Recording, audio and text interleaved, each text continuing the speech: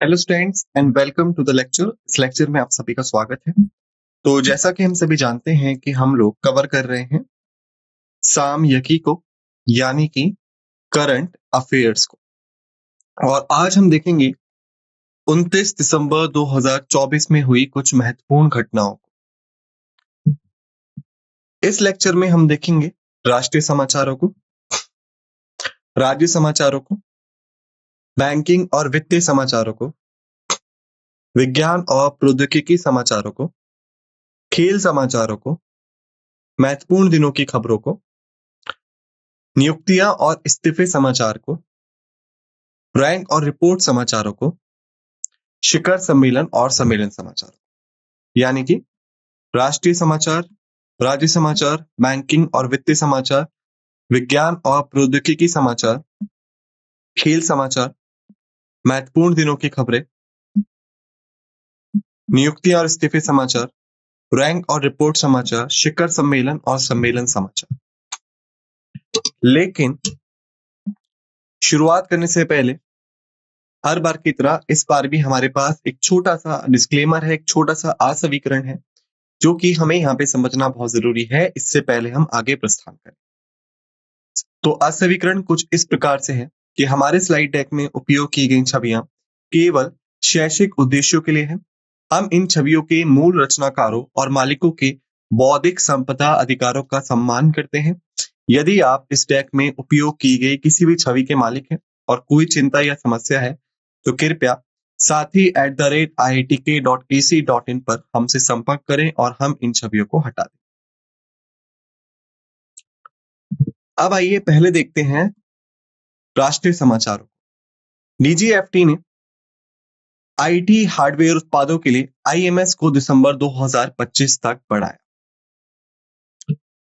विदेश व्यापार महानिदेशालय ने 7 आईटी हार्डवेयर उत्पादों के लिए आयात प्रबंधन प्रणाली को 31 दिसंबर 2025 तक बढ़ाने की घोषणा की है।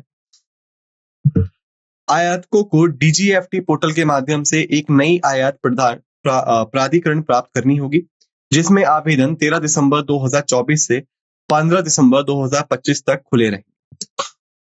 यह निर्णय आईटी हार्डवेयर बाजारों में आपूर्ति मांग के अंतर को संबोधित करता है और एचपी, डेल, एप्पल और लेनोवो जैसी प्रमुख कंपनियों के लिए स्पष्टता प्रदान करता है।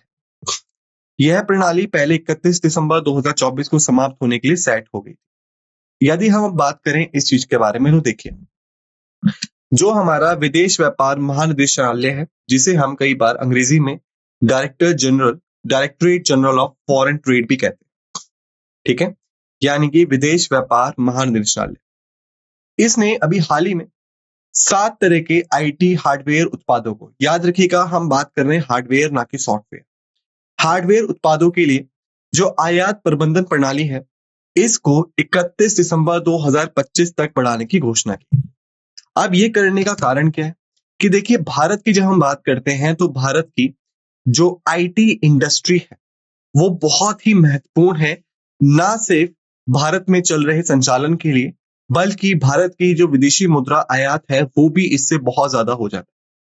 परंतु ऐसे में सॉफ्टवेयर में तो हम सही कर रहे थे, लेकिन हार्डवेयर की यदि हम बात करें तो ऐसे में जो भारतीय बाजार में मांग थी उसके अनुरूप आपूर्ति नहीं हो पा रही, जिसकी वजह से विदेश व्यापार महानिदेशालय ने यह फैसला लिया कि हम लोग आयात प्रबंधन प्रणाली को 31 दिसंबर 2025 तक बढ़ा दें, और इसके लिए आवेदन जो है वो 13 दिसंबर 2024 से शुरू होकर 15 दिसंबर 2025 तक खुले रहेंगे। जो मुख्य कंपनियां यहाँ पे अपना हार्डवेयर देंगी वो होंगी एचपी, डेल, एप्पल और लेनोवो जैसी। पहले अगर हम बात करें, पहले का जो हमारा प्लान था, जो हमारी योजना थी, उसके अनुसार यह प्रणाली 31 दिसंबर 2024 को समाप्त होने के लिए सेट की गई थी, लेकिन अभी के तौर पे आपूर्ति और मांग के बीच के अंतर को संबोधित करते हुए हमने ये फैसला लिया है कि हम इस चीज को 31 दिसंबर 2025 तक बढ़ा देंगे। दूसरा, एनएलसी इंडिया ने यूपीआरवीयू एनएल के साथ मिलकर यूपी में 1980 मेगावाट जीटीपीपी नामक अपना पहला super critical power plant launch किया। एनएलसी इंडिया लिमिटेड एनएलसीआईएल ने उत्तर प्रदेश राज्य विद्युत उत्पादन निगम लिमिटेड यूपीआरवीयूएनएल के साथ साझेदारी में उत्तर प्रदेश में अपने पहले सुपर क्रिटिकल पावर प्लांट 1980 या 1980 megawatt MW Ghatampur thermal power plant का वाणिज्यिक संचालन शुरू किया। यह वित्तीय वर्ष 2024 से 25 के दौरान भारत में चालू किया गया पहला जीवाश्म ईंधन आधारित ताप विद्युत संयंत्र है। जीटीपीपी परियोजना का उद्देश्य यूपी और असम में बढ़ती बिजली की मांग को पूरा करना है। यह संयंत्र बेहतर तापीय दक्षता प्रदान करता है और कम ईंधन का उपयोग करता है और सामान्य तापीय संयंत्रों की तुलना में कम उत्सर्जन उत्पन्न करता है। तो यदि हम बात करें इस खबर की तो देखिए, असल में उत्तर प्रदेश में और खासकर असम में, इन दो राज्यों में जो जनसंख्या है वो लगातार बढ़ती जा रही है। लगातार यहाँ का जो वाणिज्यीकरण है वो होता जा रहा है, जिसकी वजह से यहाँ पे ऊर्जा उत्पादन की जो मांग है वो बढ़ने लगी। इसी मांग को संबोधित करते हुए एनएलसी इंडिया लिमिटेड और उत्तर प्रदेश राज्य विद्युत उत्पादन निगम लिमिटेड ने एक साझेदारी के तहत उत्तर प्रदेश में अपने पहले सुपर क्रिटिकल पावर प्लांट 1980 या 1980 मेगावाट एमडब्ल्यू को घाटमपुर थर्मल पावर प्लांट में शुरू किया है। ठीक है, या हम बात करें वित्तीय वर्ष 2024 से 25, याद रखिएगा हम वित्तीय वर्ष की बात कर रहे हैं 2024 से 25। इसके दौरान भारत में ये पहला जीवाश्म ईंधन आधारित ताप विद्युत संयंत्र है। जीटीपीपी परियोजना का उद्देश्य, जैसा कि मैंने आपको बताया, यूपी और असम में बढ़ती बिजली की मांग को पूरा करना है। खास ही इस संयंत्र में बेहतर तापीय दक्षता है और साथ ही साथ ये कम ईंधन का भी उपयोग करता है और कम उत्सर्जन उत्पन्न करता है बाकी सामान्य तापीय संयंत्रों की तुलना में। तो ये इसके बारे में कुछ खास चीजें थी जो कि हमें याद रखनी। अब हम बात करते हैं राज्य समाचारों के बारे में। तो गुजरात के मुख्यमंत्री भूपेंद्र पटेल ने जैविक खेती को बढ़ावा देने के लिए प्राकृतिक कृषि पोर्टल लॉन्च किया। गुजरात के मुख्यमंत्री भूपेंद्र पटेल ने जैविक खेती को बढ़ावा देने के लिए प्राकृतिक कृषि पोर्टल लॉन्च किया है। इस पहल को सेवा, सुशासन, अन्य समर्पणा 2 वर्ष यानी मुख्यमंत्री के रूप में 2 वर्ष की उत्कृष्ट सेवा और समर्पण के अवसर को चिन्हित करने के लिए शुरू किया गया था। पोर्टल का उद्देश्य पूरे राज्य में जैविक खेती की ओर संक्रमण का समर्थन करना है। सीएम पटेल ने किसान उत्पादक संगठनों को प्रतिनिधियों के साथ बातचीत की और एफपीओस को वित्तीय सहायता के चेक वितरित किए। गुजरात लगभग 422 एफपीओ का घर है, जिनमें से 97 विशेष रूप से प्राकृतिक खेती पर केंद्रित। तो देखिए यहाँ पे हम बात करें इस चीज की, तो प्राकृतिक खेती जो है उसका आजकल बहुत ज्यादा बोलबाला है कि हम लोग ज्यादा से ज्यादा प्राकृतिक तौर तरीकों से खेती बाड़ी करें ताकि उत्पादन भी सही रहे और जो उसका सेवन कर रहे हैं उनका स्वास्थ्य भी सही रहे। तो ऐसे में गुजरात के जो मुख्यमंत्री हैं भूपेंद्र पटेल, उन्होंने प्राकृतिक कृषि पोर्टल लॉन्च किया था गुजरात राज्य के लिए और इस पहल को उन्होंने सेवा, सुशासन, अन्य समर्पणा 2 वर्ष के तौर पे चिन्हित करवाया था। अब इस पोर्टल का जो उद्देश्य था वो था कि गुजरात राज्य में जैविक खेती की ओर लोगों का ध्यान आकर्षित करना, उसका समर्थन करना। इसी के साथ जो गुजरात के किसान उत्पादक संगठन हैं, उन प्रतिनिधियों के साथ इन्होंने बातचीत भी की और ये भी बताया कि वो वित्तीय सहायता करने के लिए भी तैयार है। कुल मिला के गुजरात में इस समय 422 एफपीओ हैं, जिसमें से 97 विशेष रूप से प्राकृतिक खेती पर ही केंद्रित हैं। अब हम बात करते हैं बैंकिंग और वित्तीय समाचार के बारे में। वित्त मंत्रालय सार्वजनिक क्षेत्र के बैंकों का सकल एनपीए मार्च 2018 में 14.98% से घटकर 24 सितंबर को 3.12% हो गया। वित्त मंत्रालय के अनुसार सार्वजनिक क्षेत्र के बैंकों का सकल गैर निष्पादित संपत्ति अनुपात सितंबर 2024 में घटकर 3.12% हो गया, जो मार्च 2018 में 14.58% के उच्चतम स्तर पर था। इस सुधार का श्रेय भारत सरकार द्वारा 2015 से उठाए गए 4R पहचान, पुनः पूंजीकरण, समाधान और सुधार जैसे उपायों को दिया जाता है। सार्वजनिक क्षेत्र के बैंकों का जोखिम भारित संपत्ति अनुपात मार्च 2015 में 11.45% से बढ़कर सितंबर 2024 में 15.43% हो गया। सार्वजनिक क्षेत्र के बैंकों ने वित्तीय वर्ष 2023 से 24 के दौरान अब तक का सबसे अधिक संचयी शुद्ध लाभ 1.41 लाख करोड़ रुपए खर्च नहीं दर्ज किए। भारत में बैंक शाखाओं की संख्या मार्च 2014 में 1,17,990 से बढ़कर सितंबर 2024 में 1,60,501 हो गई। तो यदि हम इस खबर की विस्तार में बात करें तो देखिए, पहली बात, गैर निष्पादित संपत्ति क्या होता है? जब बैंक आपको ऋण देता है तो वो बैंक की संपत्ति होती है, और जब बैंक आपसे जमा स्वीकार करता है तो वो बैंक की जिम्मेदारी होती है। ठीक है, क्योंकि जो आपने जमा दिया है उस पे बैंक आपको कोई ना कोई ब्याज देगा। ठीक है, और यदि आपने बैंक से ऋण लिया है तो बैंक आपसे कोई ना कोई ब्याज लेगा।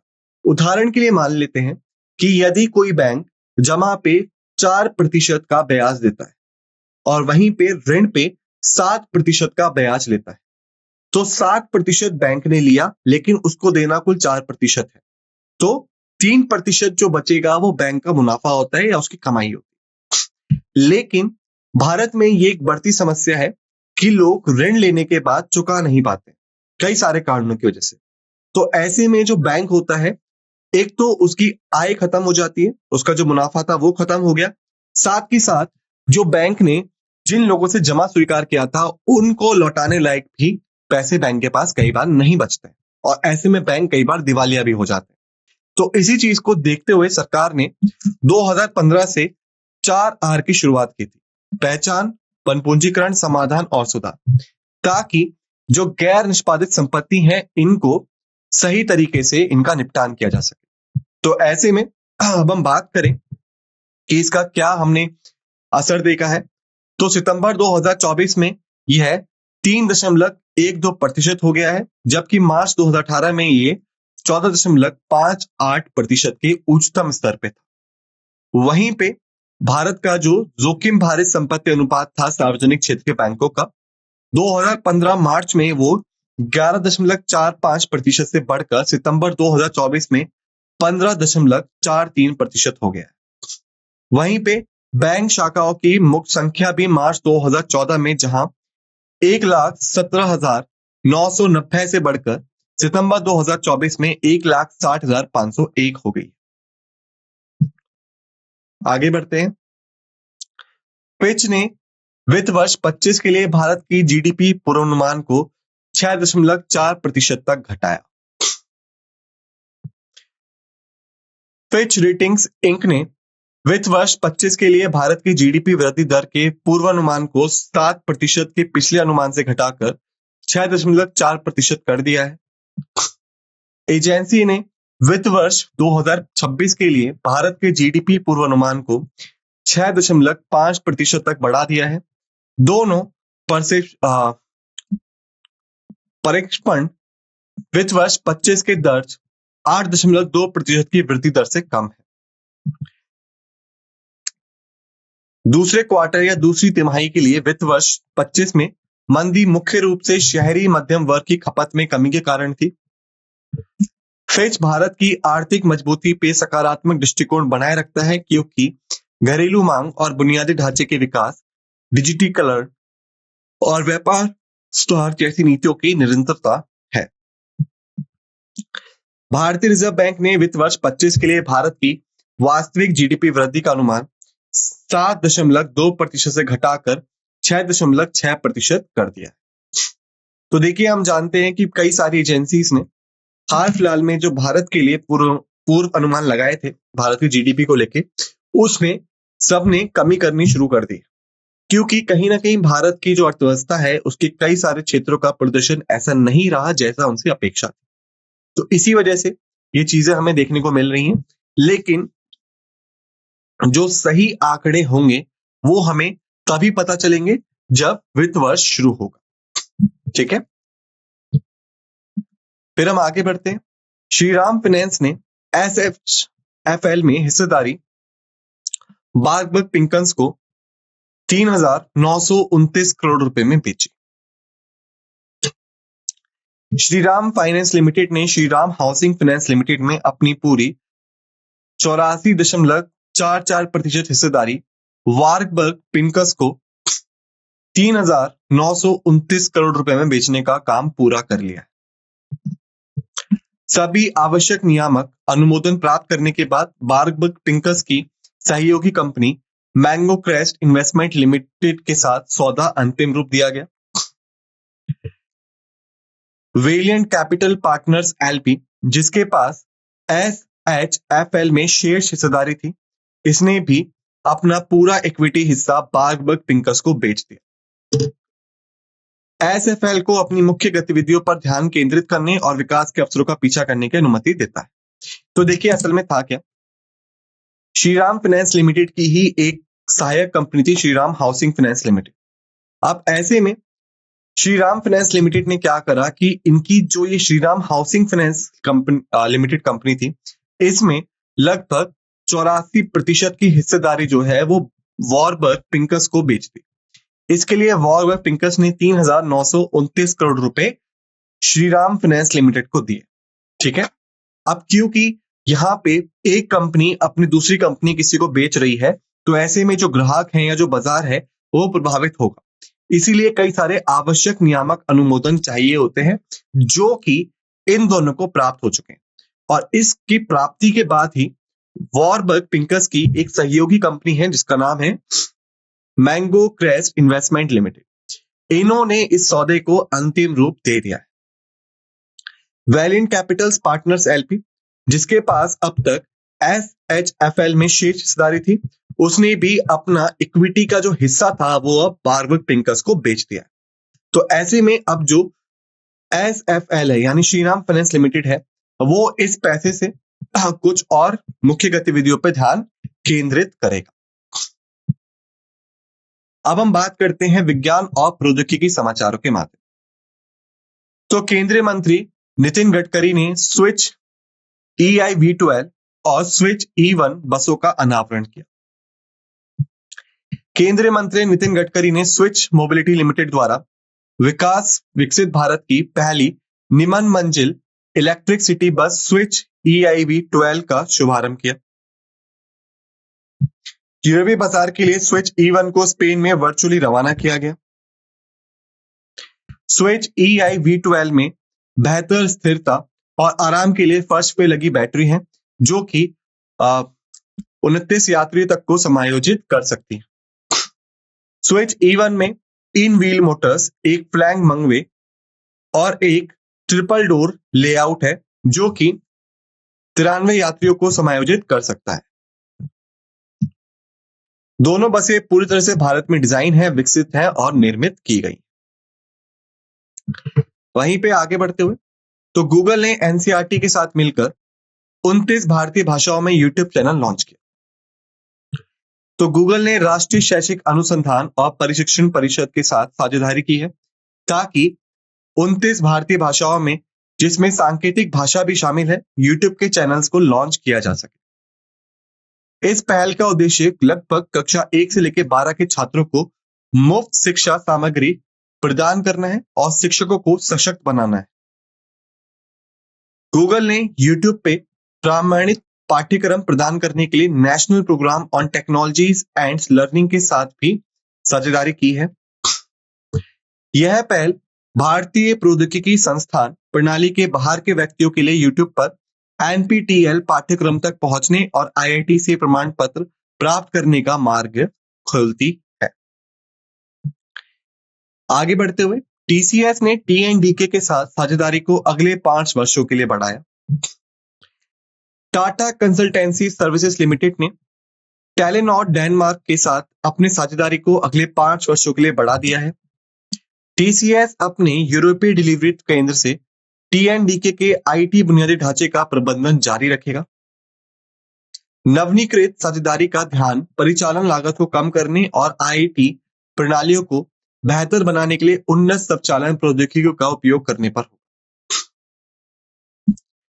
TCS का लक्ष्य सुचारू व्यापार निरंतरता सुनिश्चित करना और डिजिटल संपत्तियों को उपयोगकर्ता अनुभवों में सुधार करना है। पिछले 6 वर्षों में TCS ने 1.6 या 1.6 मिलियन से अधिक ग्राहकों का समर्थन करने वाले बुनियादी ढांचे को आधुनिक बनाया है।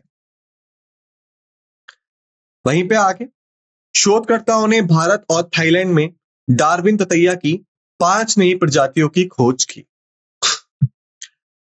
Ashok trust for research and ecology and the environment के शोधकर्ताओं ने भारत और थाईलैंड से डार्विन ततैया उप परिवार माइक्रोक्लेप्टोनाई की 5 नई प्रजातियों की खोज की। यह प्रजाति हाइमेनोटेप्रा परिवार से संबंधित है, जिसका वैज्ञानिक नाम इचनेट मोनिडे है। भारत में माइक्रोलेप्टिनाई उप परिवार की पहली परिलिखित उपस्थिति का प्रतिनिधित्व करती है। अनुसंधान का नेतृत्व ATII के रंजित AP और प्रियदर्शनन धर्मराजन ने किया। थाईलैंड के चुलालोंगकॉन विश्वविद्यालय के बंटिका A बुचरू और रूसी विज्ञान अकादमी के आंद्रे इल ह्यूमाला के सहयोग से। केरल, तमिलनाडु, अरुणाचल प्रदेश की सियांग घाटी, उत्तराखंड और थाईलैंड में 5 नई प्रजातियां भी पाई गई। अब बात करते हैं खेल समाचारों के बारे में। डी गुकेश 18 साल की उम्र में सबसे कम उम्र के विश्व चैंपियन बने, कास्पारोव का रिकॉर्ड तोड़ा। चेन्नई के भारतीय ग्रैंड मास्टर डी गुकेश ने सिंगापुर में चीन के डिंग लिरैन को हराकर विश्व शतरंज चैंपियनशिप 2024 जीती। गुकेश 18 साल 8 महीने और 14 दिन की उम्र में सबसे कम उम्र के विश्व चैंपियन बन गए हैं, जिससे कैरी कास्पारोव का रिकॉर्ड टूट गया है। उन्होंने अंतरराष्ट्रीय शतरंज महासंघ द्वारा 11.45 करोड़ रुपए यानी कि 1.35 मिलियन डॉलर्स को प्राप्त किया है और तमिलनाडु सरकार द्वारा 5 करोड़ रुपए की पुरस्कार राशि दी गई। गुकेश विश्वनाथन आनंद के बाद विश्व खिताब रखने वाले भारत के दूसरे ग्रैंड मास्टर। उनकी वैश्विक रैंक 5 है और दिसंबर 2024 तक उनकी FIDE रेटिंग 2783 है। अब हम बात करते हैं महत्वपूर्ण दिनों के बारे में। तो यौन कर्मियों के खिलाफ हिंसा समाप्त करने का अंतर्राष्ट्रीय दिवस 2024 17 दिसंबर। यौन कर्मियों के खिलाफ हिंसा समाप्त करने के लिए अंतर्राष्ट्रीय दिवस प्रतिवर्ष 17 दिसंबर को मनाया जाता है, ताकि दुनिया भर में यौन कर्मियों द्वारा झेली जाने वाली हिंसा, भेदभाव और दुर्व्यवहार के बारे में जागरूकता बढ़ाई जा सके। यह दिन यौन कर्मियों के मानवाधिकारों की समानता, सुरक्षा और सम्मान को बढ़ावा देता है। 21वां अंतर्राष्ट्रीय यौन कर्मी हिंसा समाप्ति दिवस यौन कर्मियों के अधिकारों की वकालत करने और हिंसा के कारण अपनी जान गंवाने वालों को याद करने के लिए एक अनुस्मारक के रूप में कार्य करता है। 2003 में सिएटल USA में ग्रीन रिवर किलर के कारण 49 यौन कर्मियों की दुखद मौतों के बाद इस दिन को पहली बार मनाया जाता है। वैश्विक पालन का आयोजन global network of sex works project द्वारा किया जाता है। अब हम बात करते हैं अपॉइंटमेंट एंड रिजाइनेशन न्यूज के बारे में। फ्रांसवा बायरो फ्रांस के प्रधानमंत्री नियुक्त। राष्ट्रपति इमैनुअल मैक्रोन ने फ्रांस के पूर्व प्रधानमंत्री मिशेल बार्नियर को संसद द्वारा अपदस्थ किए जाने के बाद फ्रांसवा बायरो को फ्रांस का प्रधानमंत्री नियुक्त किया। फ्रैंकोइस बायरो मैक्रो की पार्टी के साथ गठबंधन किए गए मोडेम समूह के नेता हैं। उनकी नियुक्ति एक खंडित राष्ट्रीय सभा के कारण महत्वपूर्ण राजनीतिक स्थिरता के बीच हुई है। 2024 के 13 दिसंबर को पेरिस में एक समारोह के दौरान मिशेल बार्नियर ने आधिकारिक रूप से अपनी शक्ति फ्रांसवा बायरो को सौंप दी। फ्रैंकोइस बायरो ने यूरोपीय डेमोक्रेटिक पार्टी और डेमोक्रेटिक मूवमेंट की अध्यक्षता भी की है।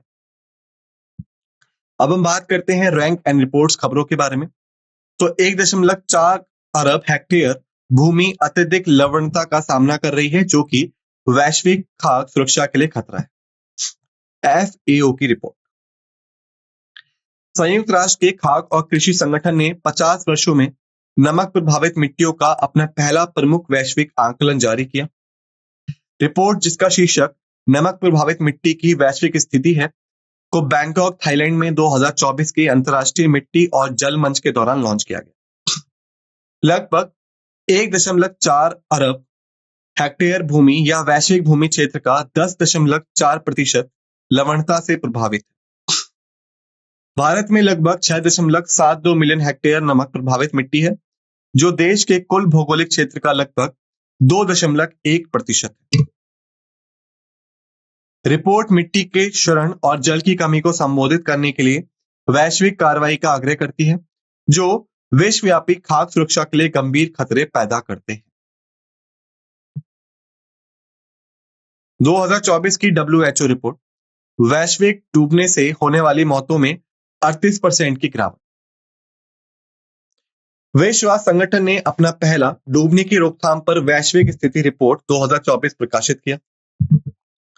रिपोर्ट में 2000 के बाद से वैश्विक डूबने से होने वाली मृत्यु दर में 38% की गिरावट को उजागर किया गया है।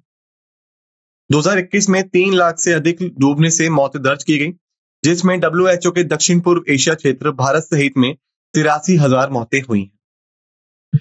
हर घंटे 30 से अधिक लोग डूबते हैं, जिससे अनुमानित 3 लाख मौतें प्रतिवर्ष होती हैं।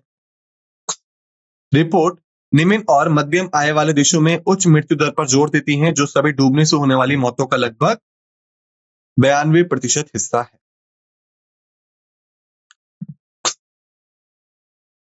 PHDCIC report, post Covid GSDP वृद्धि दर। 17 राज्यों ने 9% से अधिक और 25 राज्यों ने 7% से अधिक प्राप्त किया। PhD वाणिज्य और उद्योग मंडल ने राज्यों का प्रदर्शन सांकेतिक रिपोर्ट, सातत्य और समावेशी विकास के लिए भारत के हरित पथ का मार्ग प्रशस्त करना शीर्षक से एक विश्लेषणात्मक रिपोर्ट का अनावरण किया है। 25 राज्यों ने वित्त वर्ष 22 और 23 के दौरान सकल राज्य घरेलू उत्पाद में 7% से अधिक वृद्धि हासिल की, जिसमें 17 राज्यों ने 9% से अधिक वृद्धि हासिल की। गुजरात, केरल, तेलंगाना, राजस्थान, पश्चिम बंगाल, बिहार, कर्नाटक, उत्तर प्रदेश, हरियाणा और उड़ीसा ने अपनी मजबूत आर्थिक प्रदर्शन के लिए विशेष रूप से खड़े रहे हैं। पंजाब, हरियाणा, उत्तर प्रदेश कृषि उत्पादन में शीर्ष प्रदर्शन करता थे। छत्तीसगढ़, मध्य प्रदेश और उड़ीसा खनिज संसाधनों में समृद्ध है, जबकि महाराष्ट्र, गुजरात और कर्नाटक औद्योगिक और तकनीकी प्रगति में अग्रणी है। अब हम बात करते हैं शिखर और शिखर सम्मेलन के बारे में, सम्मेलन और शिखर सम्मेलन के बारे में, यानी समिट एंड कॉन्फ्रेंस न्यूज के बारे में। MOPSW ने नई दिल्ली में उद्घाटन किया भारत समुद्री विरासत सम्मेलन 2024 का। पतन, पोत परिवहन और जलमार्ग मंत्रालय ने 11 दिसंबर से 12 दिसंबर 2024 तक नई दिल्ली के द्वारका स्थित यशोभूमि में प्रथम भारत समुद्री धरोहर सम्मेलन का आयोजन किया।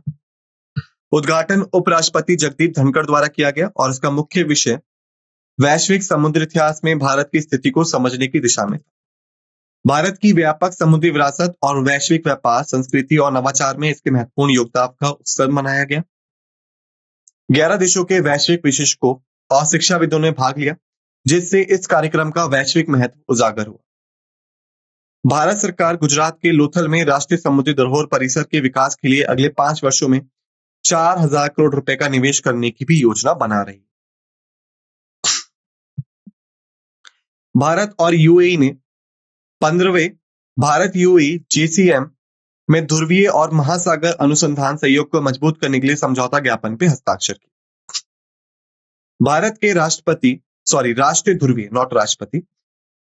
के राष्ट्रीय ध्रुवीय और महासागर अनुसंधान केंद्र और UAE के Emirates polar mission steering committee ने नई दिल्ली में 15वीं भारत UAE संयुक्त आयोग बैठक के दौरान एक समझौता ज्ञापन पर हस्ताक्षर किए। बैठक की संयुक्त अध्यक्षता मंत्री एस जयशंकर और UAE के उप प्रधानमंत्री और विदेश मंत्री शेख अब्दुल्ला बिन जायद अल नायान ने की है। चर्चाओं में व्यापार, अर्थव्यवस्था, ऊर्जा सुरक्षा, रक्षा सहयोग, सांस्कृतिक संबंध और क्षेत्रीय स्थिरता के क्षेत्र शामिल थे। भारत और यूएई ने नई दिल्ली में चौथा रणनीतिक संवाद भी आयोजित किया, जिसमें विभिन्न क्षेत्रों में अपनी रणनीतिक साझेदारी को मजबूत करने के तरीकों पर चर्चा की। यूएई के राष्ट्रपति मोहम्मद बिन जायद अल नायान हैं और प्रधानमंत्री मोहम्मद बिन राशिद अल मक्तूम हैं। उसके साथ 16वीं यूएनसीडीसी पार्टियों का सम्मेलन COP16 रियाद में, संयुक्त राष्ट्र मरुस्थलीय रोकथाम सम्मेलन के पक्षकारों के सम्मेलन का 16वां सत्र 2 दिसंबर से 13 दिसंबर 2024 तक रियाद, सऊदी अरब में आयोजित किया गया। सम्मेलन का विषय हमारी भूमि हमारा भविष्य पर आधारित था और इसमें लगभग 200 देशों की भागीदारी देखी गई। इस कार्यक्रम का उद्देश्य भूमि पुनर्स्थापना और सूखा प्रतिरोधक दक्षता को बढ़ाने के लिए निवेश और कार्रवाई को बढ़ावा देने के लिए वैश्विक प्रतिबद्धता को नवीनीकृत करना था। भारत ने हरियाणा, राजस्थान, गुजरात और दिल्ली में 2027 तक 1.1 मिलियन हेक्टेयर पहाड़ियों को पुनर्जीवित करने के लिए अरावली ग्रीन वॉल प्रोजेक्ट प्रस्तुत किया। वैश्विक सूखा लचीलापन साझेदारी को वैश्विक स्तर पर सूखे के प्रभावों से निपटने के लिए शुरू किया गया था, जिसे 12 अरब अमेरिकी डॉलर से अधिक की प्रतिज्ञा प्राप्त हुई। तो इसी के साथ हमने देख लिया है 19 दिसंबर 2024 को हुई महत्वपूर्ण घटनाओं के। आप सभी से निवेदन है कि जो भी चीजें हमने यहाँ पढ़ी या देखी उन्हें एक बार अच्छे से रिवाइज कर लीजिएगा। मिलते हैं दूसरे लेक्चर में। इसी के साथ इस लेक्चर को समाप्त करते हैं। आप सभी का धन्यवाद।